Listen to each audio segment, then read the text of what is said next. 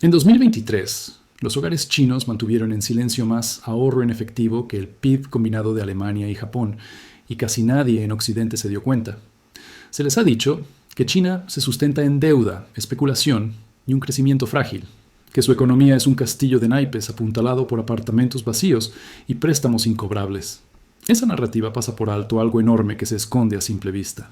Mientras los bancos occidentales optimizaban el apalancamiento, China optimizaba control de liquidez, y el resultado es un sistema de ahorro tan grande, tan aislado, que está obligando a los bancos globales a repensar los modelos de riesgo en los que se han basado durante décadas. Y he aquí por qué es importante ahora. Porque a medida que la inflación reduce el poder adquisitivo, las fluctuaciones en las tasas de interés exponen balances débiles y la confianza en los intermediarios financieros se debilita. El lado con ahorros, no con apalancamiento, establece las condiciones. Si ignoras este cambio, no solo te estás perdiendo una tendencia, sino que estás en el lado equivocado de la próxima fractura financiera. Esta es la historia de cómo China construyó un sistema de ahorro de 10 billones de dólares que los bancos occidentales no controlan, no comprenden del todo y cada vez temen más, y comienza en un lugar inesperado. Antes de continuar, y para ser sincero, ¿sabes realmente dónde está tu dinero cuando está en el banco? Comenta ahora mismo, propiedad directa o promesa institucional, porque al final de esto, comprenderás por qué esa distinción decide quién absorbe el siguiente impacto y quién no. Durante la mayor parte de la posguerra fría, las finanzas globales se basaron en un supuesto. El ahorro no importa tanto como el acceso al crédito. El crecimiento provino del endeudamiento, no del acaparamiento. Los bancos captaban depósitos, los multiplicaban mediante préstamos y obtenían rentabilidad, estirando sus balances hasta donde lo permitían los reguladores. En Estados Unidos y Europa, las tasas de ahorro de los hogares cayeron de forma constante. El consumo sustituyó a la resiliencia. China observó todo esto y eligió un camino diferente. Tras la crisis financiera asiática de 1997, Pekín aprendió una lección brutal. Los países con flujos de capital abiertos y bajo ahorro interno quedaron indefensos ante la fuga de capitales extranjeros. Tailandia, Indonesia, Corea del Sur, sus monedas se desplomaron casi de la noche a la mañana. China sobrevivió en gran medida gracias a sus controles de capital y a una población acostumbrada al ahorro. Esa lección nunca se desvaneció. A lo largo de la década de 2000, mientras las economías occidentales celebraban el crédito barato, China diseñó incentivos que canalizaban los ingresos hacia los depósitos. Limitó el crédito al consumo. Restringió la inversión extranjera. Una narrativa cultural que enmarcaba el ahorro como seguridad, no como estancamiento. Para 2010, los hogares chinos ahorraban más del 30% del ingreso disponible, el triple de la tasa estadounidense en ese momento. Pero aquí es donde todo se pone extraño. Esos ahorros no se quedaron inactivos en colchones o cuentas de bajo rendimiento. Fueron capturados, centralizados e integrados discretamente en un sistema bancario alineado con el Estado. Los cuatro grandes bancos, ICBC, Banco de Construcción de China, Banco Agrícola de China y Banco de China, se convirtieron en depósitos de liquidez nacional. A diferencia de los bancos occidentales, no dependían en gran medida de los mercados de financiación mayorista, ni de derivados complejos para mantenerse solventes. Dependían de personas que no se retiraron. Para 2022, los depósitos de los hogares chinos superaron 20 billones de yuanes, apenas 17 billones de dolaresa, los tipos de cambio vigentes. Incluso después de ajustar las restricciones de capital y el poder adquisitivo, los analistas estiman consistentemente más de 10 billones de dólares en ahorros internos desplegables. Eso lo cambia todo, porque los ahorros son fijos. No se evaporan en un momento de pánico como el capital apalancado. No requieren una refinanciación constante. Y, junto con los controles de capital, dan tiempo a los gobiernos para responder, reestructurar o reorientar sin provocar una corrida. Los bancos occidentales se percataron de esto durante la crisis de 2008. Cuando los préstamos interbancarios se congelaron y la liquidez en dólares desapareció, los bancos chinos apenas se inmutaron. Tenían depósitos, contaban con financiación interna y contaban con una autoridad central dispuesta a coordinar las respuestas sin esperar a que los mercados se equilibraran. En aquel momento, muchos lo descartaron como una anomalía, una economía en desarrollo protegida de las finanzas globales. Esa suposición ya no se sostiene. Avanzamos rápidamente hasta la década de 2020. Los bancos occidentales se enfrentan a regulaciones más estrictas, mayores requisitos de capital y a depositantes que ahora transfieren dinero con solo deslizar el dedo. En las quiebras bancarias de 2023 no se debieron a fraudes exóticos, sino a velocidad. Los retiros digitales convirtieron las preocupaciones de solvencia en espirales de muerte instantánea.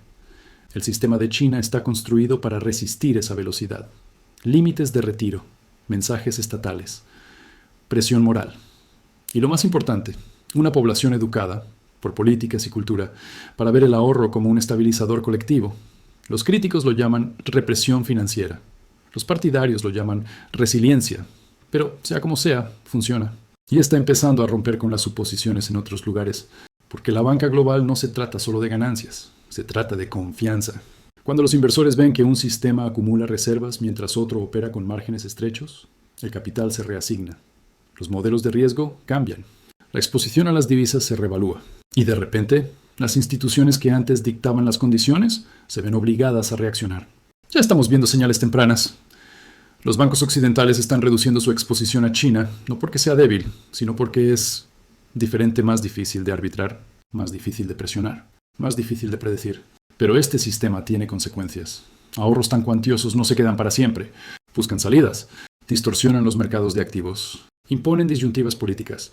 Y cuando se implementan, ya sea a través de infraestructura, inversiones estratégicas o respuesta a crisis, desplazan el poder. Lo que nos lleva a la pregunta incómoda que a las finanzas occidentales no les gusta hacer. ¿Qué sucede cuando un sistema con un fuerte uso del ahorro choca con uno, con un fuerte uso del apalancamiento durante un evento de estrés global? Cuéntame en los comentarios. Si mañana se produjera un shock bancario importante y los retiros fueran limitados, ¿qué tan expuesto estás personalmente? Quiero detalles. Efectivo disponible versus saldos digitales. Acceso local versus dependencia institucional. Porque lo que les mostraré en los próximos minutos los obligará a repensar qué significa realmente el dinero seguro. Cuando los bancos occidentales se dieron cuenta de que el sistema de ahorro de China no era un accidente, ya era demasiado tarde para copiarlo. Porque aquí está la parte que rara vez se explica con claridad. No se puede construir rápidamente un sistema basado en el ahorro. Se requieren décadas de disciplina política, condicionamiento cultural y tolerancia política para un crecimiento más lento a corto plazo. Occidente optó por la velocidad. China optó por la resistencia. Para entender por qué esto es importante ahora, debemos analizar en qué consisten realmente esos 10 billones de dólares que hace dentro del sistema. En la banca occidental, los depósitos son combustible. Se multiplican, se rehipotecan y se transforman en préstamos, valores y derivados. Un solo dólar puede respaldar 10, a veces 20 dólares de actividad financiera. Eso es excelente en expansión. Es letal en contracción. El sistema de China funciona a la inversa. Los bancos chinos otorgan préstamos de forma conservadora en relación con los depósitos. Las ratios préstamo-depósito son más bajas. El riesgo está centralizado.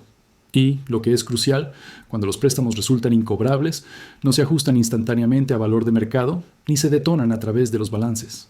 Las pérdidas se absorben lentamente, a menudo silenciosamente, y en ocasiones se transfieren a vehículos estatales diseñados específicamente para mantener los activos incobrables fuera de la primera línea. Los analistas occidentales llaman a esto ineficiencia. Pero ineficiencia es otra palabra para absorción de impactos. Piénsalo así.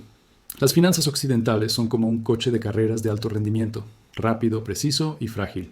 China construyó un camión de transporte militar, más lento, más pesado, pero sigue avanzando cuando la carretera se derrumba. Esta elección de diseño tiene consecuencias. Cuando las tasas de interés se dispararon globalmente después de 2021, los bancos occidentales se enfrentaron a un triángulo imposible: proteger los depósitos, proteger las carteras de bonos o proteger la rentabilidad. Podían elegir dos. Algunos se equivocaron. Y como los depósitos eran móviles, la confianza se desvaneció de la noche a la mañana. China no se enfrentó a ese dilema. La mayoría de los depósitos no podían salir. Las tasas estaban controladas y los mensajes públicos presentaban la estabilidad como un comportamiento patriótico. El sistema se desmoronó, pero no se quebró. Fue entonces cuando ocurrió algo más. El capital global comenzó a incorporar los precios tiempo como arma. Si se puede retrasar una crisis lo suficiente, se puede reestructurar. Se pueden fusionar instituciones. Se pueden socializar las pérdidas. Se pueden redirigir los ahorros a proyectos estratégicos. Y se puede esperar a que otros sistemas, más apalancados, más expuestos, se derrumben primero. Fue aquí donde los bancos occidentales empezaron a entrar en pánico silenciosamente. No públicamente, no en comunicados de prensa, sino en comités internos de riesgo y modelos de exposición. Porque un sistema dominado por el ahorro cambia la forma en que se propagan las crisis. No se propaga de forma explosiva, atrae el estrés hacia adentro, lo absorbe y libera la presión selectivamente. Esto hace que sea muy difícil atacarlo financieramente. Las sanciones pierden eficacia. La fuga de capitales se ralentiza. La presión cambiaria se vuelve manejable en lugar de catastrófica. Y las herramientas basadas en el apalancamiento, shocks de tipos, congelamientos de liquidez, confianza del mercado, dejan de funcionar como antes. Pero hay un equilibrio. Y es uno importante.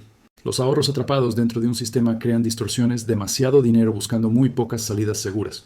Así es como se consigue que los apartamentos vacíos sean tratados como bóvedas, infraestructura construida antes de la demanda, y precios de activos que no se comportan como predicen los modelos occidentales, lo que conduce a la primera gran grieta. A finales de la década de 2010, los responsables políticos chinos se enfrentaron a un dilema propio. Si relajaban los controles, el ahorro se dispersaba. Si los mantenían estrictos, la asignación de recursos aumentaba. Intentaron encontrar la solución. Una liberalización gradual, sin perder el control. Entonces llegó la presión externa, guerras comerciales, restricciones tecnológicas, desacoplamiento financiero. De repente, esos ahorros internos no eran solo un colchón, eran una reserva estratégica. Y ahí fue cuando el despliegue empezó a cambiar. En lugar de fluir principalmente hacia la propiedad nacional y el crédito local, el capital se centró cada vez más en políticas industriales. La seguridad de la cadena de suministro y el acceso a recursos extranjeros. Puertos, activos energéticos, minerales críticos, proyectos a largo plazo que no requieren retornos rápidos, pero que aseguran un apalancamiento a lo largo de décadas. Desde la perspectiva de la banca occidental, esto resulta inquietante, porque estos movimientos no se presentan como flujos especulativos que se puedan anticipar o deshacer. Son lentos, opacos y, a menudo, respaldados por garantías estatales en lugar de la lógica del mercado. Lo cual plantea una pregunta más profunda. ¿Es esto coordinación o coincidencia? Aquí es donde necesito tu perspectiva. ¿Son las estrategias de ahorro e implementación de China parte de un plan deliberado para aislar al país mientras se debilita el apalancamiento financiero occidental?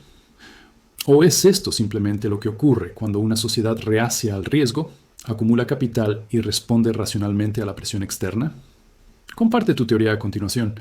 Tengo mucha curiosidad por saber si lo consideras un diseño estratégico o simplemente la fuerza de la gravedad. De cualquier manera, los efectos son reales. Los bancos occidentales se enfrentan ahora a un mundo donde los depósitos baratos ya no están garantizados, donde el apalancamiento se castiga en lugar de recompensarse y donde regiones enteras, India, Indonesia, los exportadores de materias primas, observan a China y extraen conclusiones. Si el ahorro es igual a soberanía, entonces la deuda es igual a dependencia. Esta constatación se está extendiendo, lo que nos lleva a la parte más incómoda de esta historia. Un sistema de ahorro de esta magnitud no solo defiende, remodela el campo de batalla.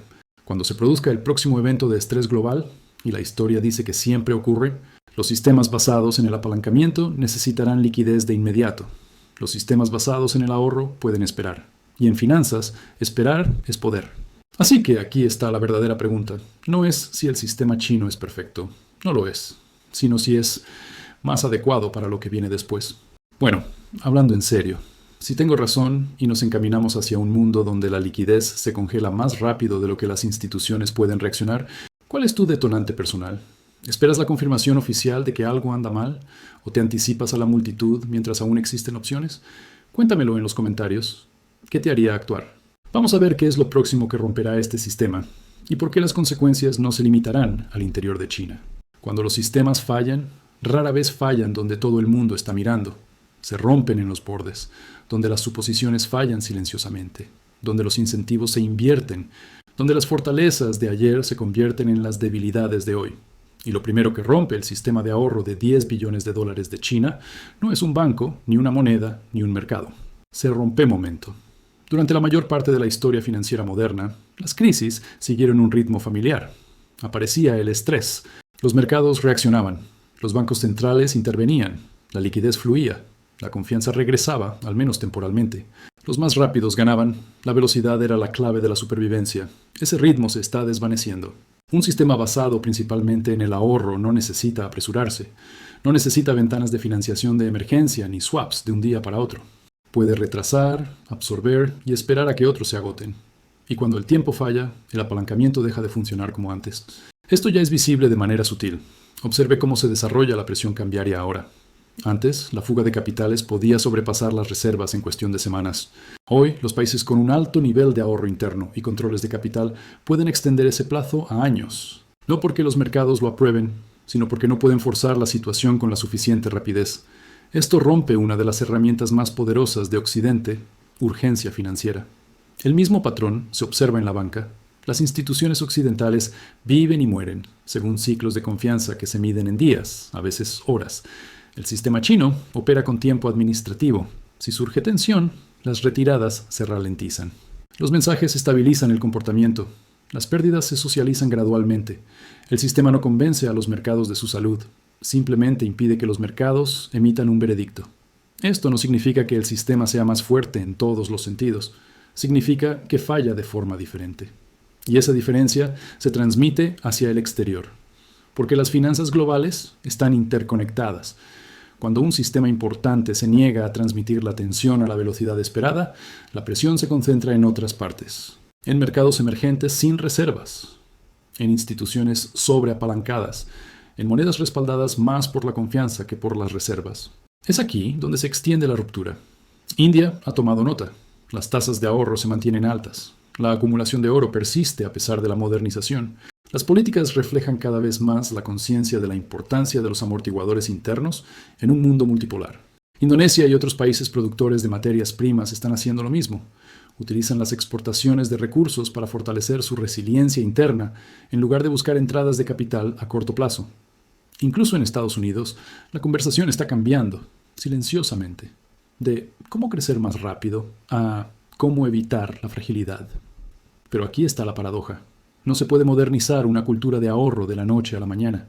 No se puede imponer paciencia tras décadas de ritmo acelerado. Y no se puede desapalancarse un sistema basado en promesas sin incumplir algún requisito en el proceso. Lo que nos lleva al verdadero final del juego. La pregunta no es si el sistema de ahorro de China es moral, eficiente o justo. Cualquier persona razonable puede argumentar las tres cosas. La pregunta es si es alineados con el mundo en el que estamos entrando, no el que estamos dejando. Un mundo de cadenas de suministro fragmentadas, competencia estratégica por recursos, bloques monetarios en lugar de consenso global y crisis financieras periódicas que no se resuelven fácilmente. En ese mundo, la resiliencia supera a la elegancia. Entonces, ¿qué aprendemos de todo esto? En primer lugar, los sistemas revelan su verdadero diseño bajo presión. Las estructuras optimizadas para el crecimiento en periodos de calma suelen ser las primeras en fallar cuando regresa la volatilidad. Ahorrar parece aburrido hasta que permite ganar tiempo. Y el tiempo, en tiempos de crisis, lo es todo. En segundo lugar, el poder se está desplazando de quienes necesitan que los mercados les den la razón hacia quienes pueden operar a pesar de la desaprobación del mercado. Que lo veas como estabilidad o como control depende de tus valores, pero el cambio en sí es innegable. Y quizás, lo más importante, la exposición individual refleja cada vez más la exposición sistémica. Si su vida financiera depende completamente de la velocidad, la liquidez y una confianza ininterrumpida, se encuentra en un modelo frágil. Si se construye con amortiguadores, tiempo, acceso, opcionalidad, absorbe los shocks en lugar de amplificarlos. Esto no es un consejo financiero, es reconocimiento de patrones. La historia no se repite, pero sí resuena. Y el eco que escuchamos ahora recuerda a las transiciones pasadas, del oro al dinero fiduciario, de los imperios a los bloques, de los sistemas abiertos a los protegidos. Quienes vivieron esos momentos siempre creyeron que su época era diferente. Estaban equivocados. La pregunta no es si llegará la próxima oportunidad. Siempre llega.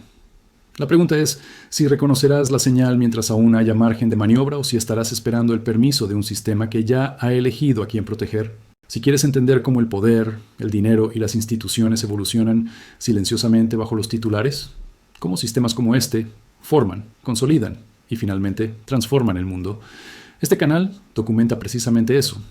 Suscríbete si te interesa esta perspectiva, porque los cambios más peligrosos no son los que se anuncian a gritos, son los que ocurren mientras todo el mundo todavía está discutiendo sobre la última crisis.